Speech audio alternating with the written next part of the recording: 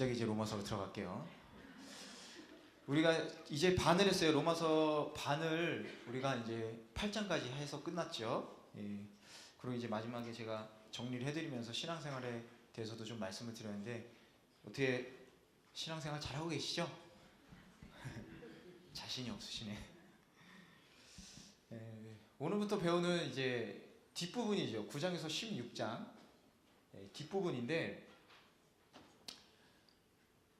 이제 8장까지는 우리가 그 복음에 대해서 그리고 구원이 무언가에 대해서 우리가 배웠죠. 예, 그리고 이 거듭난 거에 대해서 또 얘기를 했습니다.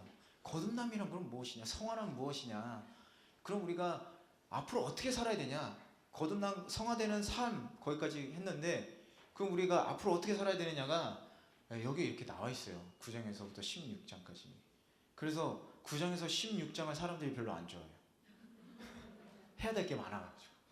근데 일단 9장에서 16장을 크게 세 부분으로 나눌 수 있는데 9장에서 11장까지는요 어떤 내용이 있었냐면 이방인에 대한 구원이에요. 이방인의 구원에 대해서 나와 있어요. 그래서 이 이방인의 구원이 뭐냐? 바로 똑같이 하나님의 의라는 거예요. 하나님의 의가 나타나셨다. 이방인들에게도 하나님의 의가 나타나셨다는 거예요. 그리고 12장에서 14장에 거쳐서 그럼 이 구원받은 백성, 의로운 이 의를 가진, 의롭다 칭함을 받는 의로운 백성이 어떻게 살아야 되나? 이 집중적으로 나와 있습니다. 어떻게 살아야 하나?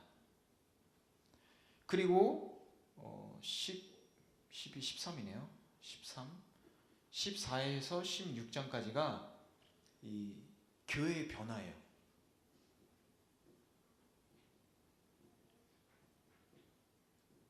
이 안에서 성도들의 물론 연관됩니다. 성도들의 삶 어떻게 또 살아야 되는가에 대해서 나오는데 이렇게 묶을 수도 있어요. 사실은 여기서 15 이렇게 묶을 수도 있어요. 이렇게 한 덩어리로도 묶을 수도 있어요. 그래서 우리가 배울 텐데 오늘은 9장에서도 1절에서 16절까지 반을 나눠서 할 텐데 이걸 다시 제가 설명을 드리자면 9장에서도 1절에서 5절 그 다음 6절에서 9절 10절에서 13절 그리고 14절에서 16절 이렇게 또 나눌 수가 있어요. 내용상. 근데 어떻게 나누냐면 우리가 8장을 보면 여러분 아시겠지만 되게 은혜롭게 끝나잖아요. 그 예수 그리스도의 사랑, 하나님의 사랑에서 우리를 절대로 끊어낼 수 없다. 그렇게 딱 멋있게 막아내는데 갑자기 여기서 바울이 근심하고 고통을 얘기하기 시작하는 거예요. 1절에서 5절. 이게 어떤 근심, 고통이냐? 바로 민족에 대한 애정이에요. 애정. 사랑. 이 부분을 얘기하고 있어요. 그리고 6에서 9절은 진정한 믿음의 백성. 믿음의 백성이 뭐냐? 그리고 그러면서 아브라함에 대한 얘기를, 아브라함의 자식들에 대한 얘기를 하면서 육의 자식은 하나님의 백성이 아니다라고 할 거예요. 믿음의 자식만이 하나님의 백성이다. 그래서 진정한 믿음의 백성이 누구냐, 뭐냐. 그리고 10장에서 13절 여기를 되게 힘들어하시는 부분들이 있어요. 힘들어하시는 분들이 있는데 하나님의 구원에 대한 절대적인 주권에 대해서 나와요. 구원에 대한 절대적인 주권. 왜 하나님이 빠졌냐? 하나님의 절대적인 주권이 있다. 그리고 이제 14에서 16절을 보면 하나님의 긍휼 뭐 이렇게 묶을 수도 있어요. 그래서 이것에 대해서 오늘은 얘기를 좀 나눠보도록 하겠습니다. 그래서 아니 갑자기 이거 뭐 그렇게 은혜롭게 끝내놓고서 갑자기 왜 뭐 자기 민족들에 대한 근심, 고통 왜 한탄을 하고 그러나? 그리고 왜 생뚱맞게 이방인에 대한 구원 얘기가 이렇게 나오나? 이 9장에서 11장은 좀 이상한 거 아니에요? 거기서 바로 여기로 넘어가면 딱 맞는 것 같은데. 근데 그렇게 생각할 수도 있는데 사실은 이 부분이 있어야지만 그 하나님의 의에 대해서 정확하게 이해할 수가 있기 때문에 그래요. 바로 뭐냐면 이방인에 대한 하나님의 구원, 그게 바로 하나님의 의라는 거예요. 그걸 배제하고서 단지 이렇게 살아갈 수는 없다는 얘기예요. 왜냐하면 물론 그 전반부에서도 이방인에 대한 구원 얘기가 나오고 이방인에 대한 죄도 나오지만 유대인 중심으로 계속 얘기를 하고 있거든요. 그래서 진정한 믿음이 뭐냐, 구원이 뭐냐 이렇게 계속 얘기를 하고 있거든요. 그렇기 때문에 이 부분을 반드시 짚고 넘어갈 필요가 있는 거예요. 이방인에 대한 구원을. 그래서 우리 그 보면 1절에서 3절인데 2절이 없죠. 그래서 1, 2로 돼 있는데 원어상으로 보면 뭐 이건 참고로 알아두시면 돼요. 원어상으로 보면은 1, 2절 이렇게 나눠져 있어요, 사실은. 근데 이 번역하다 보면 이 어순하고 이렇게 문장을 배열하다 보니까 이 구별하기가 어렵기 때문에 1, 2절 이렇게 만들었을 뿐이에요. 어쨌든 1절, 2절, 3절 우리 한번 같이 읽어볼까요? 어떻게 써 있나? 한번 읽어보겠습니다. 내가 그리스도 안에서 참말을 하고 거짓말을 아니하노라. 나에게 큰 근심이 있는 것과 마음에 그치지 않는 고통이 있는 것을 내 양심이 성령 안에서 나와 더불어 증언하노니 나 형제 곧 고륙의 친척을 위하여 내 자신이 저주를 받아 그리스도에게서 끊어질지라도 원하는 바로다. 이 9장에서 1절에서부터 5절까지 말씀드린 대로 이 하나님의 축복을 받았어요. 이스라엘 백성들은 축복을 받았죠. 그렇죠? 그 이스라엘이 이신득이, 이신칭이 아시죠? 믿음으로 의를 얻게 되었다. 믿음으로 의롭게 불리게 되었다. 그거를 얘기한 다음에 그 그리스도를 받아들이지 않은 그 유대인들, 자기 민족이죠. 그 은혜, 구원의 은혜를 스스로 저버린 그 사실에 대해서 바울은 지금 애통해하는 거예요. 자기 민족에 대해서. 그래서 그걸 강조하기 위해서 내가 그리스도 안에서 진짜 참말을 하고 있지 거짓말을 하는 게 아니다. 이렇게 얘기를 하고 있어요. 이 그리스도 안에서 이거는 뭘 뜻할까요? 그리스도 안에서라는 건요, 이 그리스도와 연합한 상태를 얘기하는 거예요. 그리스도 안에 이렇게 쏙 들어가 있는 거죠. 하나란 얘기예요. 하나. 연합되어 있는 거예요. 그렇기 때문에 바울은 내가 그리스도와 이렇게 딱 붙어 있는 상태다.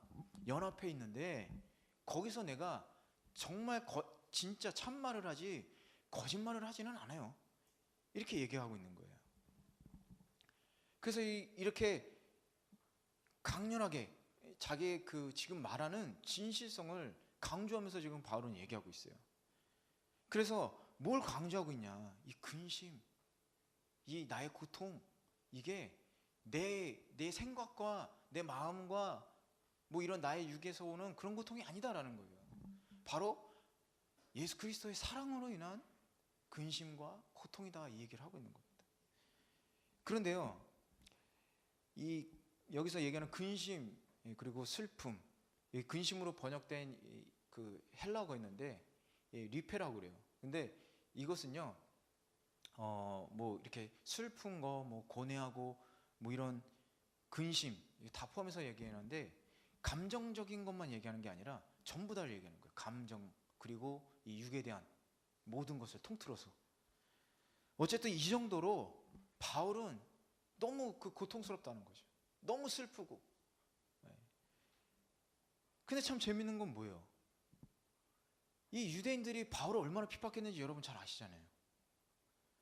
자기를 핍박하고 복음 전하면 막 방해하고 그랬던 사람인데 이상하게도 바울은 그들을 아파하기 시작하는 거예요. 친구가 땅을 사도 배가 아프잖아요. 그렇죠? 친구가 땅을 사도 사촌이구나. 사촌이 땅을 사도 배가 아픈데, 근데 원수예요, 원수. 나를 맨날 괴롭히는 사람이 지옥으로 가는 건 고소하다 이렇게 해야 되는데, 그게 아니라 너무 가슴이 아프다라는 거죠. 그래서 바울의 마음은요, 이 복음을 받아들인 사람, 그러니까 구원받은 사람이죠. 구원받은 사람들이 가져야 될 공통적인 마음을 얘기하고 있는 거예요. 사실을. 나한테 해를 끼친 사람은 원수죠. 근데 자꾸 하나님에서부터 이렇게 떨어지는 사람을 보면 이렇게 우리는 안타까워해야 된다는 거예요. 안타까워해야 된다. 가슴이 아프고. 그게 바로 예수님과 연합한 성도들이 가져야 되는 그리스도의 마음이라는 거죠. 우리 마음속에, 여러분들의 마음속에 이 그리스도의 마음이 반드시 있어요. 그렇지 않고서는 여러분이 구원받을 수가 없잖아요. 고린도전서 12장 3절에 써 있잖아요. 그렇죠? 그래서 주석가 버클레이라는 사람은 이렇게 얘기했어요. 바울의 이러한 태도는 그는 죄는 미워했지만 죄인은 사랑했다. 이렇게 얘기하고 있어요. 그들이 짓는 죄는 아주 나쁘지만 그들 사람 자체를 바울은 미워하지 않았다는 얘기예요. 그리고 그 큰 슬픔, 그거를 또 막 마음을 짓누르는 게 있었는데 그거 이렇게 써있죠. 그치지 않는 고통이라고 써있잖아요. 그건 뭐예요? 바로 말씀드렸듯이 그리스도의 그 사랑이에요. 사랑. 그 사랑하는 마음이 있기 때문에 그 그치지 않는 고통이 계속 마음이 아픈 거예요. 계속 저 사람들 보면 막 마음이 아픈 거예요. 저 사람들 구원받아야 되는데, 예수님 믿어야 되는데. 바울의 최대 관심사는 바로 영혼 구원이었던 거예요. 이 유대인들도 구원을 받아야 된다. 그리고 유대인뿐만이 아니라 그리스도 사랑이 널리 전파돼야 된다. 이방인들도 구원을 받아야 된다. 이렇게 바울은 이 구원에 관심이 많았던 거죠. 근데 그 구원의 관심이 사람들의 마음으로 될 수 있나요? 그렇잖아요, 여러분. 말씀드렸듯이 원수 같은 사람을 저 사람 구원받아야 되는데, 이게 우리 마음으로는 될 수가 없잖아요. 그렇기 때문에 여러분 그런 기도도 할 수 없잖아요. 근데 여러분이 그런 기도를 하고 여러분들이 그런 마음을 가지고 복음을 전하는 건 뭐예요? 이 안에 그리스도가 살아있기 때문에 그런 거죠. 그리고 또 그건 뭐예요? 바울이 이런 마음을 갖고 있는 거, 바로 모든 사람이 주님 안에서 존귀한 사람들이다, 이 얘기죠. 그들이 예수님을 물론 배신하고 십자가에 못 박았지만 그럴지언정 그들도 구원받아야 될 사람이다라는 거죠. 그래서 이 얘기를 바울이 뭔가 핍박을 받거나 무서워서 그들에게 막 이렇게 마음을 살고 살려주세요 이런 식으로 얘기하는 게 아니라 정말 참말을 하고 있다라는 거예요. 양심에 따라서. 양심에. 근데 이 양심의 이 헬라어를 보면요, 원어를 보면요, 이런 뜻이 있어요. 함께 본다라는 뜻이 있어요. 함께 본다. 함께 본다. 양심이, 이 안에 양심이 있잖아요. 여러분들 양심 있잖아요. 근데 내 양심으로 이렇게 판단하고 말하고 그런 게 아니라 지금 바울은요, 이 양심이 함께 보고 있다라는 거예요. 뭘 함께 보고 있어요? 성령 안에서. 성령님이 나하고 그 마음으로 함께 당신들을 보고 있어요. 그렇기 때문에 내가 하는 말이 거짓말이 아닙니다. 지금 이렇게 얘기하고 있는 거예요. 그렇기 때문에 이 진실성, 이게 얼마나 지금 바울이 진실되게 이 사람들한테 호소를 하고 있나, 우리는 그걸 알 수가 있습니다.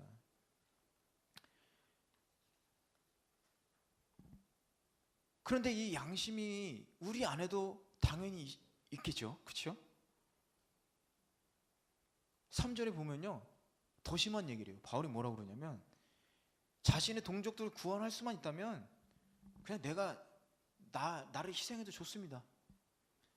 우리가 지금 이 바울이 이렇게 얘기를 하고 있는 거예요. 여러분 근데 한번 생각해 보세요. 지금 바울이 얘기하고 있는 게 예수님이 그렇게 하신 거죠. 그렇죠? 예수님이 죄인들을 위해서 자기를 희생하셨잖아요. 여러분, 의인을 구하려고 예수님 십자가에 못 박히신 게 아니에요. 예수님이 죄인을 위해서 십자가에 못 박히셨어요. 죄인을 위해서 십자가에 못 박히신 거예요. 바울이 지금 같은 얘기를 하고 있는 거예요. 내가 저주를 받아도 좋다 이렇게 얘기하고 있는 거예요. 너희들이 구원받을 수만 있다면 내가 저주받아도 좋다. 지금 그런 얘기를 하고 있는 거예요. 난 희생할 각오가 돼 있습니다. 이런 얘기를 할 수 있을까요? 좀 저는 생각할 것 같아요. 진짜 그렇게 될까 봐. 네. 이게 엄청난 얘기죠. 그렇기 때문에 우리들도 구원받은 우리들도요, 그런 영혼에 대한 슬픔이 있어야 되는 거예요. 예전에 제가 한번 간증을 한번 드렸잖아요.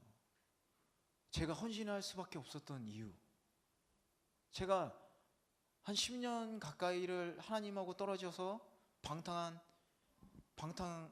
뭐예요? 탕자, 그죠? 탕자로 살았었는데 하나님을 만나고서 너무 기뻤다고 그랬죠. 이게 하나님의 사랑이.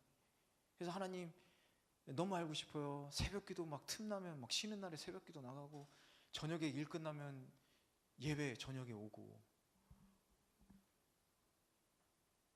그런데 막 너무 사랑해 주시니까, 그래서 하나님이 중보기도를 시키셔서 중보기도를 하다 보니까 눈물이 나기 시작하는 거예요.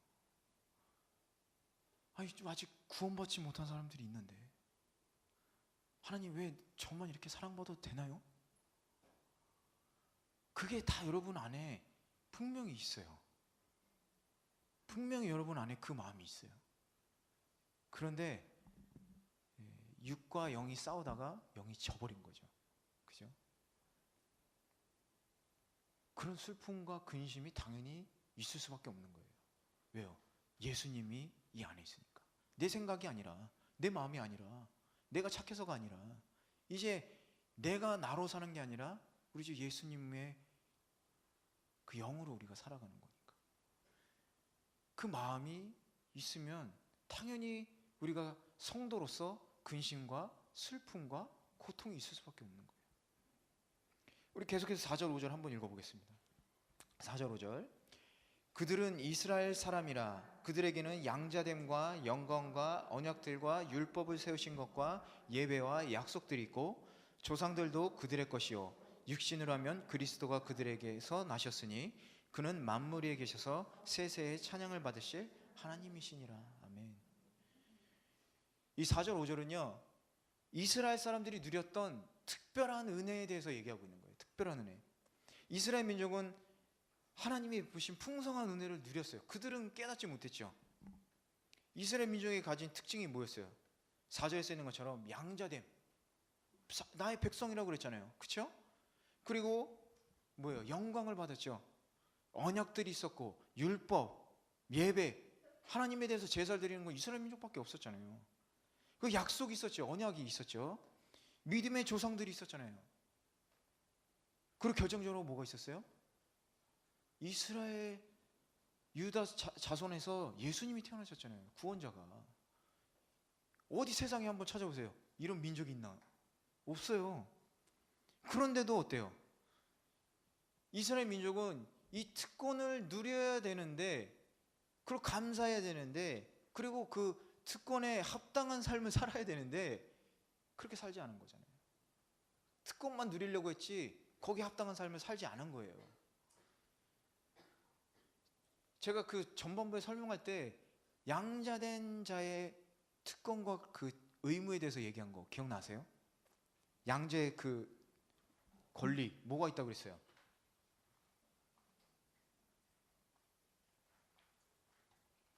우리가 하나님이 저희를 자녀 삼았다고 말씀하셨잖아요.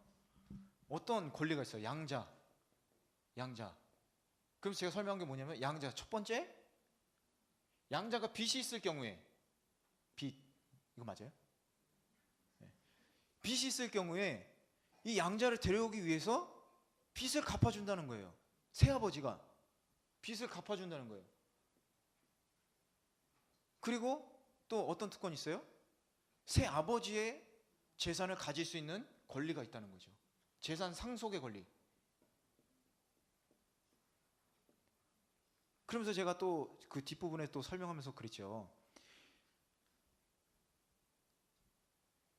여러분들이 자녀분들에게 재산을 물려줄 때 아파트 한 채를 주는데 너무 커요? 자동차를 주는데 자동차 안에 있는 뭐 휴지 같은 거 다 빼고 야 이거는 너 못 주겠어 그러고 주는 부모님 있어요? 없잖아요. 아파트 한 채 주면서 치사하게 거기는 가구 다 내가 가져갈 거야. 그런 부분 있어. 그냥 다 가져 넣어. 그냥 주잖아요. 이 재산 상속의 권리가 있다니 다 받을 수 있다는 거예요. 하나님이 우리를 구원하셨는데 하나님이 우리를 구원하셨잖아요. 치사하게 야 이제 구원했으니까 살려줬지? 야, 네 멋대로 알아서 살아봐. 절대 안 그러신다는 거예요. 하나님이 책임을 져주신다는 거예요. 그런데 중요한 건 뭐냐? 세 번째, 이 양자의 책임과 의무가 있다는 거예요. 책임과 의무가 있다. 어떤 책임과 의무가 있냐? 가족이 한 배를 탄 거예요. 한 배. 만약에 새아버지가 비탕감해주고 재산도 줬는데 아버지가 살아계실 때 사업이 망했어요. 다 그 빚이 어디로 가요? 다 양자한테로 가는 거예요. 똑같은 거예요. 근데 계속 아버지가 잘 되면 어때요? 다 줄 수 있는 거죠. 그렇죠? 그런데 또 의무가 뭐가 있어요? 말씀드린 게 이 씨에서 김 씨로 바뀌었는데 이 씨에서는 뭐 김치를 예를 들어서 이렇게 담가 먹는데 김 씨 집에 가니까 김치를 이렇게 먹어. 그렇다고 거기 가서 이 씨는 이렇게 먹는데 왜 김 씨는 이렇게 먹어 이렇게 할 수 있어요? 아니잖아요. 자녀된 사람이 그 집에 룰을 따르듯이 우리가 하나님의 백성으로 구원받았으면 우리도 하나님 말씀대로 살아야 되는 게 맞다라는 거예요. 그렇죠? 그런데 이 이스라엘 백성들이 그렇게 하지 않았다는 거예요. 내가 너희들을 택했고 너희들에게 축복을 주었고 너희들 자손 중에서 구원자를 낳게 할 건데 내 말을 왜 안 듣니 이거잖아요. 그러니까 자기들은 막 이런 거야. 나는 뭐 벤츠 타고 뭐 벤츠가 몇 대 있는지 알아 막 이러면서 다니면서 계속 사고만 치고 다니는 거예요. 사고 치면 돼요? 안 돼요? 안 되죠. 그러니까 이 유대인들이 악행을 계속 저질렀잖아요. 우상 숭배도 했다가, 그죠? 그러고서 결국에는 예수님도 십자가에 못 박아버리고. 이게 얼마나 어리석습니까? 그런데 그게 남 일이 아니라는 거예요. 성경은요, 지금 뭐 몇천 년이 지났지만 지금 현재 말씀은 살아계신 하나님의 말씀이잖아요. 지금도 우리들에게 지금 얘기하고 있는 거예요. 너희들도 구원받았으면 특권만 누리지 말아라. 그 얘기를 지금 하고 있는 거예요. 그 특권만 누리니까 교만해지고 그 신앙도 그냥 형식화되고 집에 가서만 잘하면 되지 뭐 집에 가서 아빠 그러면서 근데 밖에 나가서는 그냥 뭐 망나니 같이 하고 다니고 우리가 교회 와서는 근데 밖에 나가면 또 한잔하면서 위하여 하고 그걸 보는 구원받지 못한 사람들이 과연 믿을 수 있을까요? 여러분, 이 이스라엘 백성들을 보면서 이 타락한 이스라엘 백성들을 보면서 열방에 있던 다른 민족들이 얼마나 우습게 봤겠어요? 그렇지 않아요?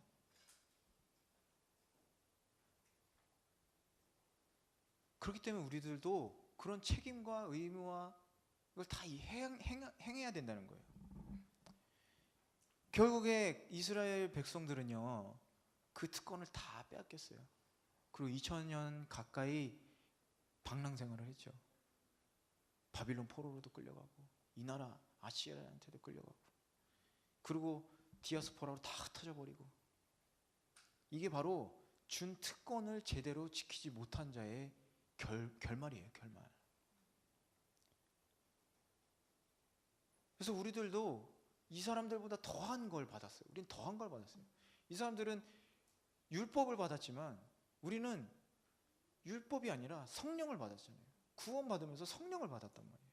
이 안에 뭐 계속 살아 계시는 거예요. 이게 얼마나 유익합니까? 그런 놀라운 특권을 이스라엘 백성들보다도 더한 특권을 우리가 지금 받고 있는 거예요.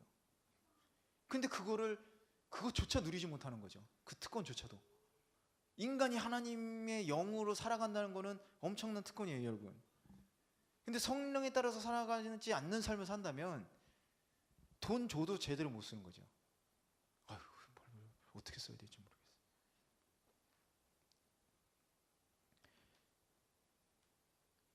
하나님 아버지를 우리 아버지라고 부르잖아요. 여러분 다른 종교들 한번 보세요. 아버지라고 부르는 종교가 있어요? 없잖아요. 없어요. 생각해 보세요. 근데 그게 여러분이 이 머릿속에서 나오는 저 사람이 나의 아버지지 이렇게 해서 해요? 아니잖아요. 그냥 이렇게 나오잖아요. 자연스럽게 안에서부터 이렇게 이 안에 예수님이 계시니까 나의 아버지를 우리가 아버지라고 부를 수 있는 거죠. 그게 바로 우리에게 주어진 특권입니다. 특권. 근데 그 특권을 우리는 잘 누려야 되고 거기에 대한 책임도 져야 된다. 우리의 성도로서의 의무를 다해야 된다는 거죠. 그렇기 때문에 바울에게 있어서 가장 중요했던 게 뭐냐? 바로 그리스도의 사랑이에요. 그리스도의 사랑. 이 그리스도의 사랑이 여기에 딱 들어오니까 그 사랑 외에는 필요가 없는 거죠. 그렇기 때문에 내가 정말 이 사람들을 구원하기 위해서 내가 추방당해도 좋습니다. 내가 저주를 받아도 좋습니다. 여기서 구원해 주십시오. 그래서 이 1절에서 5절까지 보면 중요한 사실은 뭐냐면요. 죄인을 사랑했다라는 거예요. 죄인을 사랑했다. 죄인을 사랑했다. 예수님이 죄인된 우리들을 사랑하셨죠. 바울이 죄인된 자기 동족들을 사랑하고 있는 거예요. 그럼 우리는 어떻게 해야 돼요? 우리도 사랑해야죠. 죄인들을. 우리도 사랑해야죠. 근데 죄인들을 사랑하지 못하고 자꾸 죄인을 만들죠. 그러면 안 됩니다. 사도 바울은요, 자기의 눈과 마음으로 자기 동족들을 바라본 게 아니라 그리스도의 눈과 마음으로 자기 동족들을 바라본 거예요. 우리들이 서로 한번 옆에 한번 보세요. 보세요. 우리들의 눈으로 이렇게 바라보면 어때요? 어디 피부과 갔다 왔어? 눈은 어디서 했어? 한국 갔다 오더니. 우리 눈으로 보면 그렇잖아요. 그런데 그리스도의 눈으로 바라보면 이렇게 좀 다 하나님이 사랑하시는 거예요. 아유 참 예쁘다 이렇게 되는 수밖에 없죠. 그렇죠? 근데 우리 눈으로 보면 그런 게 안 보여요. 우리 이웃에 관해서도 그렇고 우리 일본 분들도 그렇고 또 더 나아가서 세계 사람들도 그렇고. 제가 이제 그 파워웨이브에서 이제 청년부를 맡게 되면서 청년부 임원이 갑자기 저한테 회의를 하는데 그러더라고요. 다 이제 회의가 끝났어요. 목사님은 청년부에서 뭘 제일 하고 싶으세요? 그러더라고요. 나 전도가 제일 하고 싶어 그랬어요. 날 잘 모르는구나. 난 전도가 하고 싶어 그랬어요. 그런 마음이 계속 생겨야 돼요. 우리 안에서. 그 마음을 가지고 사람들을 보고 저 사람 구원받아야 되는데 이렇게 하고 다녀야 되는 거예요. 우리가. 그 얘기, 이 바울의 마음을 우리도 배워야 되겠습니다. 그러기 위해서는 우리도 희생을 해야 되는 거예요. 희생을. 여러분 저희 운동 좀 하신 분 계세요? 아무래도 우리 자매님들이시니까 물론 이렇게 뭐 격한 남자들처럼 이런 건 안 하시겠죠. 뭐 요가나 뭐 에어로빅일 수도 있고 뭐 많이 있죠. 요즘에 뭐 필라테스라는 것도 있고. 그런데 여러분 남는 시간에 운동하세요? 남는 시간에 운동하세요? 남는 시간에 운동하는 사람은 없어요. 시간을 만들어서 운동을 하지. 그 정해놓고 해야 되는 거잖아요. 그렇죠? 운동도 정해놓고 하는 게 운동이에요. 남는 시간에 운동해봐야 운동이 안 돼요. 그리고 지켜지지도 않고. 우리가 하나님에 대해서도 그래야 된다는 거예요. 남는 시간에 뭐 교회 봉사하고 뭐 하나님께 기도하고 그러는 게 아니라 시간을 만들어야 되는 거예요. 시간을 만들어야죠. 그래놓고 와가지고 은혜가 안 돼. 남는 시간 운동해도 살 안 빠지거든요. 죄송합니다. 민감한 부분. 어쨌든 우리가 그 시간을 할애해야 된다는 거예요. 하나님께. 그리고 우리가 사랑하는 이웃들에게도 시간을 할애해야 된다는 거예요. 그게 바로 뭐냐? 자기 희생이에요. 자기 희생. 그 자기 희생이 있어야지만 그게 실현되는 겁니다. 예. 계속해서 6절에서 9절 한번 읽어볼게요. 함께 읽겠습니다. 그러나 하나님의 말씀이 폐하여진 것 같지 않도다. 이스라엘에게서 난 그들이 다 이스라엘이 아니요 또한 아브라함의 씨가 다 그의 자녀가 아니라 오직 이삭으로부터 난 자라야 내 씨라 불리리라 하셨으니 곧 육신의 자녀가 하나님의 자녀가 아니요 오직 약속의 자녀가 씨로 여기심을 받느니라. 약속의 말씀은 이것이니 명년 이때에 내가 이르리니 사라에게 아들이 있으리라 하심이라. 지금 현재 유대인들을 보세요. 객관적으로 봤을 때 어때요? 그냥 이렇게 좀 버림받은 느낌이 들죠. 뭔가 이렇게 하나님의 약속을 지키고 계신가? 이렇게 본인들도 아마 의심할 수도 있어요. 하지만 바울은 그렇지 않다라는 거예요. 왜냐하면 다시 그 약속을 끌어내는 거예요. 이 약속을 기억해야 된다고 이렇게 끌어내고 있는 겁니다.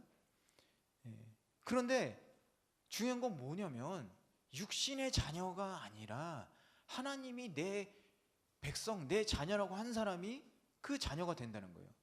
그럼 바로 뭐냐면 육신의 자녀는 뭐예요? 아니 그러면 뭐 이삭은 육신의 자녀 아닌가요? 그게 아니라 아브라함하고 사라한테 자식이 없었죠. 근데 어땠어요? 네가 자식을 가질 것이다. 아들을 낳을 것이다. 그랬더니 막 웃었잖아요. 하하 막. 그렇죠? 내가 지금 나이가 몇인데 사라가 그랬잖아요. 그러면서 반신반의하다가 막 이제 긴장되기 시작하는 거야. 이거 안 생기니까 어떡하지? 그러니까 여종한테 아브라함을 보냈죠. 그래서 난 아들이 이스마엘. 근데 실제 장자는 이스마엘이잖아요. 그렇죠? 그런데 하나님은 걔는 내 자식이 아니야 그래요. 왜 그럴까요? 믿음으로 낳은 자식이 아니기 때문에 그래요. 육의 생각을 가지고 태어난 아들이 이스마엘. 그런데 믿음으로 하나님이 잉태하게 하신 그 아들이 바로 누구냐? 이삭이거든요.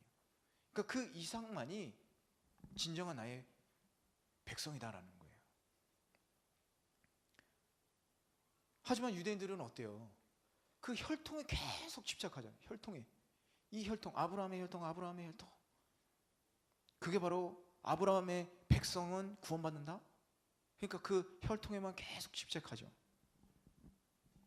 하지만 하나님께서 말하는 백성, 자손 바로 뭐냐? 하나님께서 구원을 약속하신 아브라함의 자손은 이삭과 같이 약속을 따라 태어난 사람들. 그 사람들이 바로 언약 백성이라는 거예요. 그럼 이 시대에서 언약 백성은 누굴까요? 유대인들일까요? 아니에요. 믿는 자들. 그 예수 그리스도의 십자가의 언약을 믿는 자들이 바로 언약 백성이라는 거예요. 그렇기 때문에 유대인들이 생각하는 그런 하나님과 그 아브라함 시대 때 맺었던 언약이 파기된 게 아니라, 파기된 게 아니다. 니네 잘못하고 있어. 파기된 게 아니라 하나님이 말하는 건 믿음의 백성이 구원받는다는 거예요. 유대인 너희들도 혈통이 아니라 이스마엘처럼 되지 말고 믿어야지만 너희들도 진정한 하나님의 선택받은 선민이 된다. 그 얘기를 하고 있는 겁니다. 그렇기 때문에 하나님의 약속은 무효화될 수도 없고 하나님 입에서 나온 말씀은 진짜 점 하나도 틀리지 않고 반드시 이루어진다. 우리도 그 사실을 믿어야 돼요. 눈에 보이는 걸로만 계속하면 자꾸 마음이 흔들릴 수밖에 없어요. 그렇잖아요. 그래서 세 가지의 눈이 있어야 된다고 제가 강조해서 말씀을 계속 드리잖아요. 여러분 계속 그 눈을 가지고 세상을 바라보시기 바랍니다. 그래서 6절 하반절 그리고 7절을 보면 그 유대인들이 불신앙에 빠져서 그리스도를 배척한 이유에 대해서 나오죠. 불신 유대인들, 육으로는 이스마엘 자손들, 그걸 의미하는 거죠. 그렇기 때문에 진정 하나님의 백성이 아니다. 아브라함에게는 8명의 아들이 있었는데 그 중에 7명은 다 아니다. 그 중에 1명 이삭만이 진정한 아브라함의 자손이고 하나님의 자손이다. 왜냐하면 그 7명은 하나님의 뜻과 무관하게 아브라함의 그 혈통으로, 그냥 육의 혈통으로 난 자식들이기 때문에 그래요. 인간적인 뜻에 나아진 아들이라는 거죠. 그렇기 때문에 육으로만 우리가 살아간다면 버려질 수 있다는 거예요. 버림받을 수 있다는 겁니다. 그렇기 때문에 중요한 건 뭐다? 육이 아니다, 영이다. 이 세상도 보이는 것들은 많이 있지만 우리는 어디에 있다고 그랬어요? 지금? 어떤 세상에 살고 있다고? 영적 전쟁 속에 지금 살고 있다. 우리는 지금 전쟁터에 있는 거예요. 전쟁터에, 여러분. 지금 뭐 평안한 것 같죠? 그 평안은요, 물론 그래서 제가 말씀드린 게, 그 평안이라는 것은 하나님이 주시는 영적인 평안일 수도 있지만 사탄이 넌 참 내 자식이야 이렇게 해서 세상에서 편하게 살 수도 있다라고 얘기했어요. 그래서 여러분 잘 구별하셔야 돼요. 여러분 자신이. 그래서 이 구체적인 설명은 이 다음 절에서 제가 설명을 드릴게요. 다음 절이요. 여러분들 조금 어려우실 수도 있어요. 어쨌든 그리스도에 대한 믿음, 그 믿음만이 진정 하나님의 백성으로 살아가는 그 통로이다. 그 얘기를 하는 겁니다.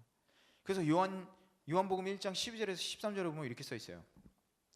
영접하는 자, 곧 그 이름을 믿는 자들에게는 하나님의 자녀가 되는 권세를 주셨으니 이는 형통으로나 육정으로나 사람의 뜻으로 나지 아니하고 오직 하나님께서 난 자들이다. 하나님께서로 난 자들, 믿음으로 난 자들만이 진정한 백성이다라는 거죠. 그렇기 때문에 여러분들은 자부심을 가지셔야 돼요. 몇 번이나 말씀드리지만 하나님의 백성이라는 여러분 자부심을 가지셔야 돼요. 그러니까 그 자부심대로 또 세상에 나가서 당당하게 사셔야 돼요. 내가 크리스찬이니까 이렇게 사셔야지. 내가 크리스찬이니까 이렇게 사시면 안 돼요. 지금 역대상을 지금 하죠. 큐티로. 여러분 역대상, 왜 역대상이 쓰여졌는지 배경 새벽기도 들으신 분들은 잘 아시겠지만, 이 포로 생활하고 그리고 그 하나님의 성전을 재건했는데도 불구하고 그들은 계속 고통받았었어요. 이스라엘 민족은 외부의 침입도 있었고, 그리고 경제적으로도 너무 궁핍했고, 그러다 보니까, 그리고 외국에서 살다 보니까 외국 사람들하고 결혼해서 막 이렇게 왔겠죠. 그러다 보니까 우리 진짜 하나님 이거 맞나? 이렇게 시작한 거예요. 그러니까 그 정체성을 알려주기 위해서 역대상이 기록된 겁니다. 여러분 그 정체성을요 잊어버리서는 안 돼요. 여러분은 하나님의 자녀입니다. 지금 한번 같이 얘기해 보세요. 나는 하나님의 딸이에요. 기쁘게, 나 하나님 딸 이러지 말고 기쁘게, 하나님의 딸이에요. 예, 이제 좀 딸같이 보이네요. 그래서 우리 이제 10절에서 13절 위에 한번 같이 읽어볼게요. 아주 중요한 부분입니다. 예, 함께 읽겠습니다.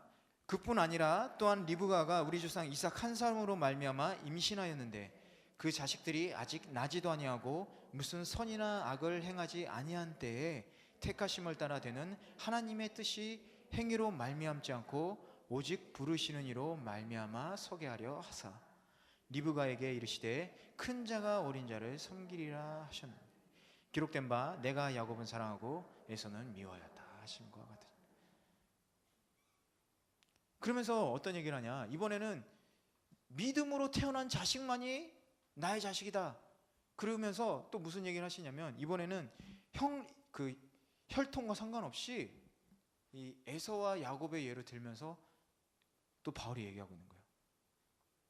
창세기 25장을 보면 쌍둥이를 잉태한 리브가에게 하나님 이렇게 얘기하세요. 두 국민이 내 태중에 있구나. 두 민족이 내 복중에 나누리라. 이 족속이 저 족속보다 강하겠고 큰 자는 어린 자를 섬기리라. 이렇게 얘기해요. 이건 뭐예요? 아직 태어나지도 않았는데 둘의 운명 그냥 딱 정해버리신 거죠. 야곱을 선택하시고 장자인 에서를 버렸다. 미워했다. 이러죠. 이 13절 말씀은요, 말라기서 1장 2절 3절 말씀을 그대로 얘기한 거예요. 바울이 뭐라고 써있냐면 내가 야곱을 사랑했고 에서는 미워하였다. 그거예요. 너무 불공평하시네 하나님. 너무 불공평하셔. 이렇게 생각할 수가 있어요. 하지만 그게 여러분들 그 신앙생활의 걸림돌이 되지 마시고 오히려 여러분들의 신앙생활을 다시 한번 되돌아보고 이 하나님의 주권을, 절대적인 주권을 여러분이 이해하시길 바라요. 일단 설명을 계속하면 이 사랑한다, 사랑했다, 그리고 미워했다. 이 미워했다라는 얘기는요, 그 고대 근동 언어의 그 뉘앙스인데요. 이렇게 막 감정적으로 막 미워하는 게 아니라 이 둘이 있으면 덜 사랑했다는 뜻이에요. 덜 사랑하겠다라는 뜻이에요. 그리고 뭐냐, 태중에 있을 때 하나님이 그 운명을 딱 정해버렸죠. 그거는 어떻게 보면 이렇게 해석할 수 있어요. 물론 하나님이 예정하신 거 이렇게 얘기하지만 하나님의 주권으로 인해서 누구에게 축복을 줄지를 하나님이 그냥 정하셨다는 거예요. 그걸로 정해서 뭐 에서가 이렇게 되고 그건 아니에요. 그건 좀 다른 해석인 것 같아요. 성경 전체를 봤을 때 그렇지는 않아요. 바울이 왜 이 얘기를 했을까? 바로 그런 외적인 조건이 없이 하나님의 절대적인 주권으로 정해졌다라는 거예요. 만약에 사람의 선한 행동, 악한 행동으로 그런 축복이나 은혜나 뭐 이런 것들이 갈려진다면 되게 곤란스러울 거예요. 우리들의 기준으로 여러분, 뭐가 악하고 뭐가 선하고 어디까지가 선이고 어디까지가 악이고 구별이 돼요? 지금 이 세상을 한번 보세요. 동물을 복제하잖아요. 그죠? 영화들 보면 참 무서워요. 인간을 복제해서 인간이 아프면 그 장기를 떼가지고 이식한 다음에 그 복제한 인간을 버리는 거예요. 윤리적인 면에서 여러분 어때요? 올바른 판단 있습니까? 그럼 이렇게 한번 그 사람들이 이렇게 얘기하겠죠. 이 생명을 구했잖아요. 그럼 저 생명은 뭔가요? 저게 영혼이 없어요? 여러분 판단이 되세요? 뭐가 옳고 그른지, 뭐가 선이고 악인지. 근데 당장 내가 지금 살아야 되는데 혹할까요, 안 할까요? 그런 거는 정할 수가 없는 거예요. 그런데 이 공의로운 하나님께서 절대적인 주권을 가지고 우리들에게 주셨다고 해서 아니 왜요? 이렇게 할 수 있을까요? 아니 그러면은 물에 빠진 사람이 배를 타고 가는데 물에 빠진 사람이 둘이 있어요. 둘이 막 죽을 것 같아요. 이 사람을 살려고 했더니 죽었어요. 물에 빠져서. 그거 불공평한 건가요? 여러분 불공평해요? 둘 다 살릴 수 있지 않아요? 못 살리니까 그렇게 한 거죠. 그럼 하나님이 능력이 부족해서 다 안 살리는 건가요? 그런 문제가 아니라는 얘기예요. 하나님이 둘 중에 있을 때 이렇게 살릴 수 있다는 거예요. 살린 사람 마음이라는 거죠. 여러분 직장 생활 하시는데 사장이 갑자기 100만 원을 탁 줬어요. 왜 주세요? 내가 주고 싶어서. 이상해요? 왜 저 사람 주고 난 안 줘요? 내 맘이지. 그게 포도원 얘기가 그렇게 나오잖아요, 여러분. 니네가 그렇게 나한테 얘기할 수 있어? 여러분 물에 빠진 사람 거저는데 보따리 내놔. 그럼 얼마나 황당하겠어요. 여러분 구원해 줬는데 하나님한테 저 사람은 저렇게 교회 봉사하는데 잘 살고 잘 먹고 나는 뭐예요? 그 똑같은 거예요. 보따리 내놔 그러는 거랑.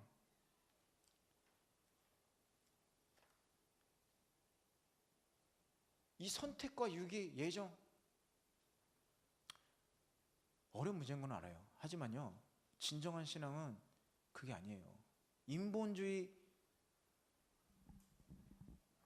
여러분 우리 요즘에는요 기독교가 계속 인본주의로 가고 있어요. 무슨 얘기인지 아세요? 인본주의. 인본주의가 뭐예요?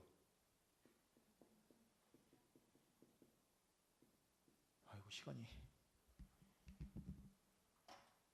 인본주의가 뭐예요? 사람 중심이죠. 그죠?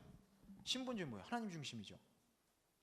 하나님의 백성이면 당연히 신본주의를 살아야 되는 거 아니에요? 인본주의로 사는 사람들이 하나님 백성인가요? 아니죠. 여러분 지금 그거를 명확하게 판단을 하셔야 됩니다. 유튜브에 보면요, 여러분 유튜브 조심하세요. 제가 진짜 조심하세요. 거기에서 나오는 목사님들 설교가 다 맞지 않아요. 목사님이 인본주의면 어떡할 거예요, 여러분. 얼마 전에 유튜브를 보는데 제가 보다 그냥 탁 꺼버렸어요. 열받아가지고. 정확하게 기억이 안 나요. 신학자였는지 목사님이었는지 청년들이 이제 11조에 관해서 물어보는 거예요. 그랬더니 11조는 믿음의 기준이 될 수 없다.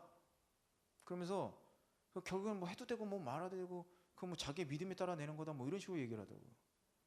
물론 그게 11조가요 신앙의 척도가 될 수는 없지만 신앙의 시작이고 그게 기준이 될 수 있어요. 왜냐하면 하나님의 주권을 인정하는 거예요. 그게 하나님이 나에게 이 경제적인 풍요로움과 은혜를 주셨다는 걸 인정하는 거잖아요.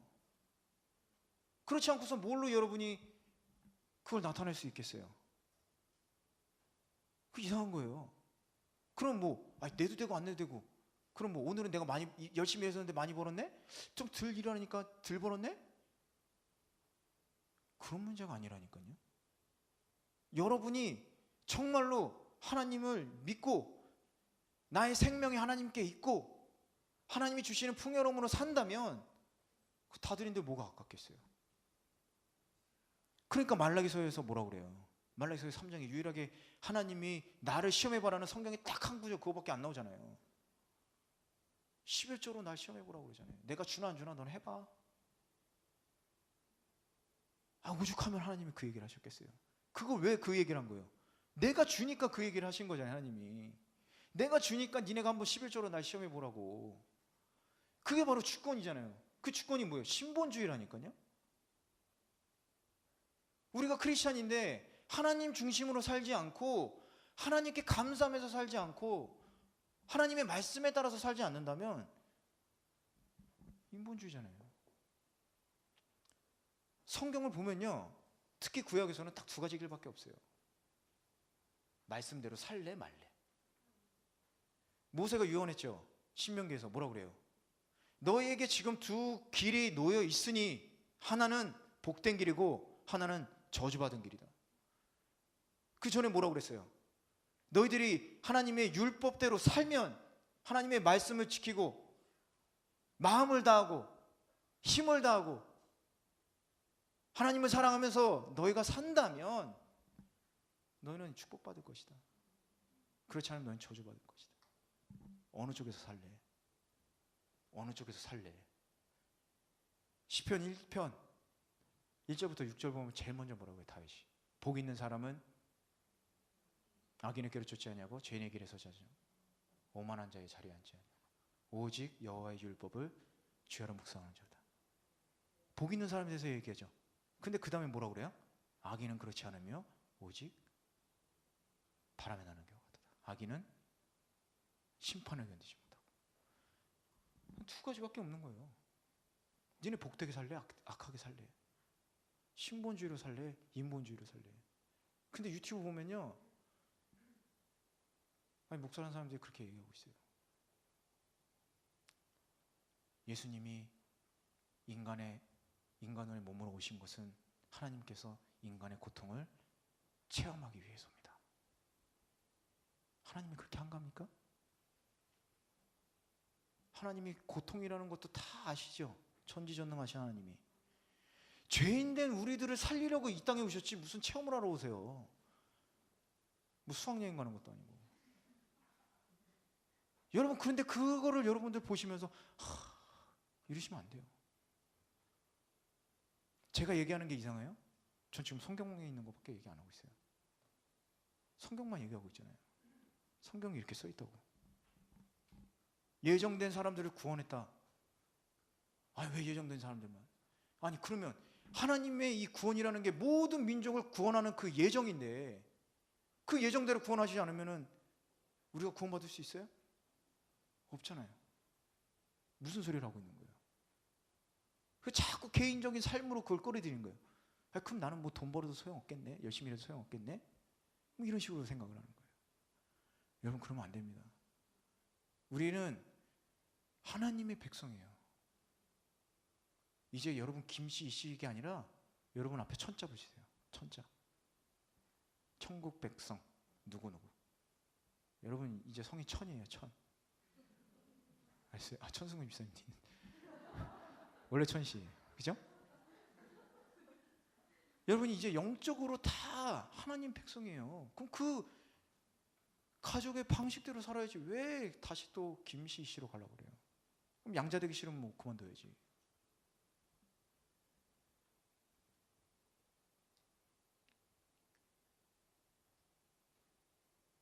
여러분 조심하시기 바랍니다. 여러분이 그렇게 세상이요 지금 여러분을 그렇게 매혹시키고 있는 거예요. 말씀을 그래서 우리가 말씀을 읽어야 돼요.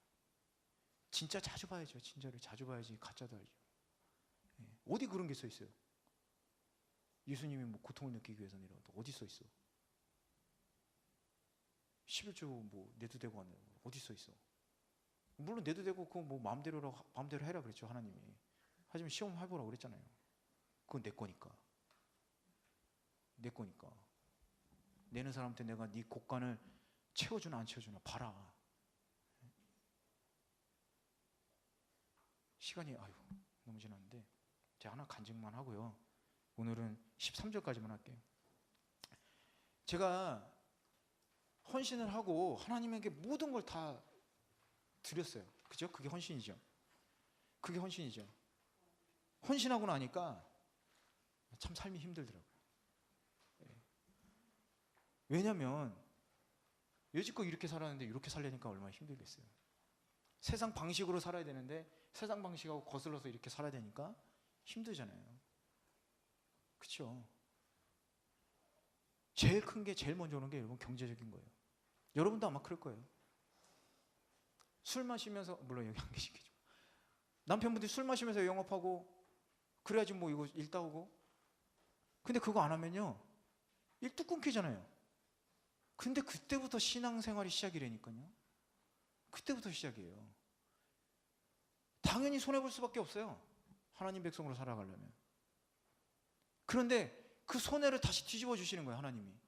근데 그거를 믿느냐 안 믿느냐 차이거든요. 언제가 될 수 모르죠. 10년 될지 20년 될지. 근데 그거를 기다려야 된다는 거예요. 아브라함이 자식들 다 보고 죽었어요? 하지만 믿음을 끝까지 믿고 죽었잖아요. 여러분 그 믿음이 있어야 되는 거예요. 우리는 영적인 아브라함의 자손이에요. 똑같은 백성이고. 제가 하나님의 헌신을 했는데 이제 신학교를 딱 들어가고 나서 통장에 빵원이 있더라고요. 통장에 빵원. 시험 보러 한국에 갔는데 백수가 돈은 더 잘 쓰더라고요. 백수였는데 막 바이들 밥 사주고 그랬어요. 청년애들. 그러다 보니까 6개월이 딱 지나니까 통장에 100만 원이 남았어요. 그 전에 막 몰랐죠. 막 쓰고 막 사고 싶은 것도 사고 100만 원이 남았어요. 12월에 시험인데 돈이 딱 100만 원 있는 거예요. 하나님 어떡하죠? 근데 그 전에 7월에 제가 2010년에 한국으로 갔는데 아니구나. 2011년 2월 27일인가 28일에 한국에 갔어요. 그리고 3월 10일에 동북 대지진이 있었고요. 그래서 제가 아울리치를 저희 이제 서울의 일본어 예배에서 아울리치를 가기 시작했는데 이거 가면 다 잡이잖아요. 아울리치는. 이거 돈이 빠지는 것 같아서 못 가겠어. 그런데 너무 이 가슴이 아픈 거예요. 그래서 제가 2차 아울리치를 제가 갔어요. 근데 신청을 했는데 일을 하게 된 거예요. 일을 하게 됐어요. 그냥 풀타임 알바로 일을 했어요. 회사에서, 기업에서. 근데 도저히 안 되겠어서 그거 어렵게 구했는데 그게 5월이었는데 그만뒀어요.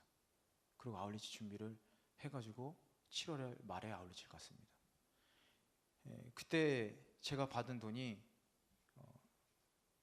그때 풀타임 알바로 회사에서 일했을 때 계약직으로 80만 원이었어요. 적죠. 말도 안 되는 돈인데. 근데 거기서 도중에 한 20일 하고 그만둬가지고 50몇만 원 받았어요.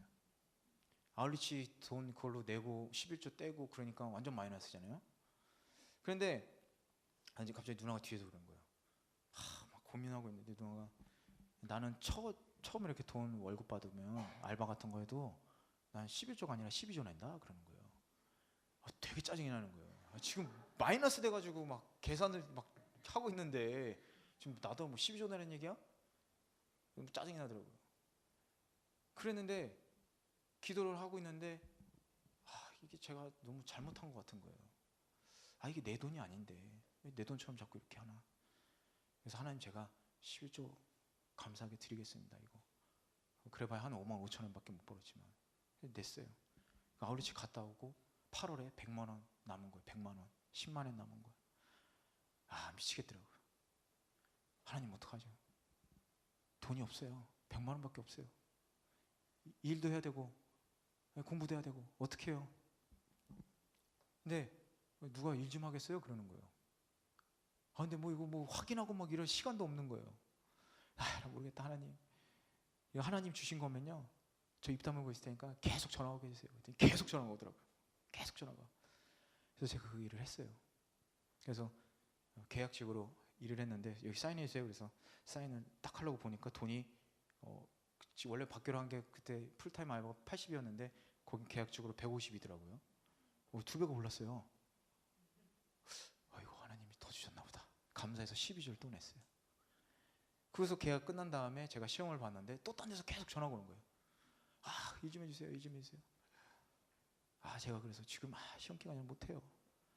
일 좀 해주세요. 그럼 시험 끝나고 해도 되면 제가 갈게요. 한 달 뒤인데 그랬더니 와주세요 그러더라고요. 그래서 갔어요. 똑같았어요. 10만 원 더 많았고 160이었어요. 그래서 뭐 계약하고 했는데 나중에는 결과적으로 출장 갔다 오고 막 이런 게 돈이 합쳐지니까 320만 원 되더라고요. 또 2배가 받은 거예요. 또 제가 어떻게 했겠어요? 고민했죠. 그때는 12조 하려니까 큰 돈이야 갑자기. 고민했어요. 근데 다시 하나님께 하나님 죄송합니다. 이거 하나님 주셨는데 제가 이렇게 또 감사하게 또 12조로 이렇게 헌금을 하고 그리고 2달 뒤에 빵원이 된 거죠. 근데 빵원이 됐는데 그때부터 하나님이 먹여 살리기 시작한 거예요. 제가 그랬어요. 하나님 알바도 좋고 다 좋은데요. 저는 하나님이 안 먹여주면 전 죽겠습니다. 하나님 먹여주셨어요. 제가 감사하게도 1년치 학비는 제가 냈지만 2년치 학비는 하나님이 다 내주셨어요. 물론 제가 놀고 먹은 거 아니에요. 알바도 했고요. 교회에서 전도사로 섬겼고 그리고 학교에서 채플 시간에 봉사도 했어요. 쓰리 잡을 때였어요 제가. 그런데도 어쨌든 부족한 모든 생활비부터 금액을 다 하나님이 주셨어요.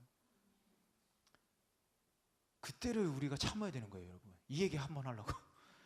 그 힘들 때를요 여러분 참아야 되는 거예요. 그때를 참아야 되는, 그때를 참아야지 하나님이 만나를 내려주시고 이 메추리 때를 몰아주시지 이렇게 몰아주시는데 우리가 그걸 못 참는 거거든요. 그러기 위해서 여러분 지금 저금해 돈 다 버리라는 얘기가 아니라 여러분 다 버리시기 바랍니다. 여러분 마음을 버리시기 바래요. 예수님이 그 길가에 씨 뿌리는 자의 비유를 했죠. 농부에. 제일 안 좋고 위험한 게 여러분 뭔지 아세요? 그 4가지 씨 뿌리는 자 비유에서 뭔지 아세요? 저기에요. 그 가시밭, 이바라. 제가 일본어로 읽어가지고 덤불 속에 뿌려진 씨예요. 이 씨가 나와서 이렇게 쭉 자라다가 가시덤불에 막혀가지고 못 자라죠. 이 가시덤불이요 세상의 고난 아니면 세상 것 세상의 이런 유혹 이런 것들이 다 그걸 뜻하는 거예요. 못 자라는 거예요. 못 자라다가 죽잖아요. 이게 더 위험하다니까요 여러분. 그냥 중간에 길거리에 뿌려져서 새가 이렇게 집어가는 것보다 이게 더 위험하고 안 좋은 거예요 여러분. 그렇기 때문에 여러분이 이 마음을 다시 한번 가다듬으시길 바래요. 우리의 생각, 우리의 룰, 세상의 애를 다 버리시기 바랍니다. 그냥 하나님 말씀대로 살면 고통도 받고 저주도 받고 하지만 그건 세상에서 하는 거예요. 하나님이 하시는 게 아니에요. 하나님대로 하시면 여러분 살 줄로 믿습니다. 그래서 제가 여러분 많이 하는 얘기가 뭐냐면, 하나님 믿었는데 저는 왜 이렇게 안 될까요? 여러분 실타래를요, 털실 같은 거 꼬인 거 있죠? 풀어보신 적 있어요? 주부들이신데 없으세요? 저는 있어요. 풀려고 하면요 처음에 계속 꼬여요. 아시죠? 우리들의 여지껏 죄인 되었던 꼬인 인생을 하나님이 풀어주시면요 다시 한번 꼬여야 되는 거예요. 그래야지 그게 풀리죠. 그래야지 그 털실도 쓸 수 있는 거예요. 그 꼬인 거 못 풀면요 그냥 잘라버려야 돼요. 그러니까 여러분 처음에 힘들다고 어려워하지 마시고 하나님만 붙잡고 사시길 바랍니다. 그게 바로 하나님의 백성이 살아야 될 길이에요. 세상의 방식이 아니라 하나님의 백성, 하나님의 말씀으로 우리들이 살아가야 됩니다.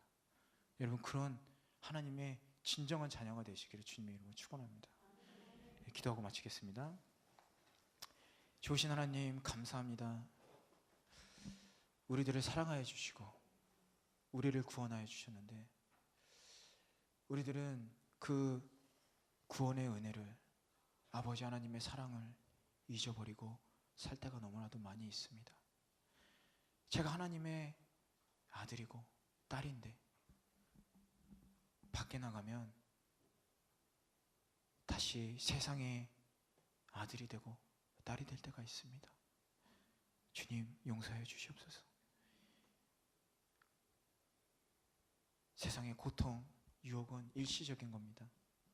하지만 주님께서 주시는 영광과 은혜와 축복과 사랑은 영원토록 끊이지 않는 사랑이고 은혜입니다.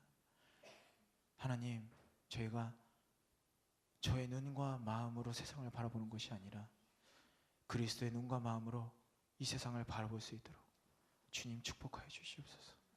그리스도의 마음으로 모든 사람들을 바라볼 수 있도록, 사랑할 수 있도록 주님 축복하여 주시옵소서. 감사드리고 예수님의 이름으로 기도드렸습니다. 아멘.